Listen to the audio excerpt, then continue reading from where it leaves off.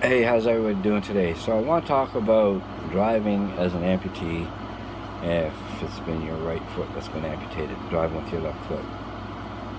So shortly after I got out of the hospital, I got back at it, started driving again. Just driving with my left foot over, no issues with it. And my thought was, they came to me and said, well, there is what it is a gas pedal for your left foot, and what it does is you get your gas pedal here, there's a rod that comes down, goes underneath the brake pedal, and then there's a block of metal for this to go through, and then it comes up and it goes up onto the fuel pedal. And anybody that is going to drive your car, what they can do is they can just flip this back so it's totally out of the way and they can just drive. But I said, no, I just want to drive with my left foot. We'll see how that goes for a while. My thought at first was, and that's why I did it basically, is I get used to driving with a left-sided accelerator. If I get into a car that doesn't have that, is the transition going to be awkward?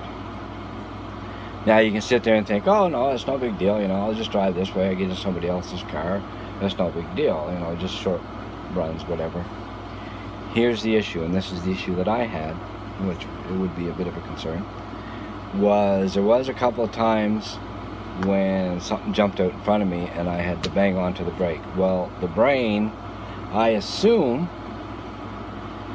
because right foot, you're going to want to go this way for the brake. What had happened was, split second, my foot wanted to go this way for the brake. I assume because the brain is knowing you got to basically do a mirror image of what you've been doing or been, So, yeah, my foot went, and then, I got onto the brake. It was no issue. And that only happened a couple of times, and, it was just a matter of driving more and getting used to the whole, retraining my brain, I guess. So I just stuck with that, and then we knew we had a 4-hour drive coming up. I said, okay, we'll see how this goes. If my leg's not cramping or anything like that, we're just going to stick with it. And did a 4-hour drive, no issues whatsoever. I've also driven cab, school bus since then, and I just stuck with it that way. So yeah, it worked fine. Now, having said that, my knee doesn't bend. So anytime I sit down or even get into a car, I take the leg off. So that would be something you'd have to keep in mind, that if you're going to drive with your left foot, you're probably going to want this sucker out of the way. So me, I sit down or get in the car, I just take the leg off. It's no big deal anyway. But yeah, that might be a bit of a pain in the butt for you.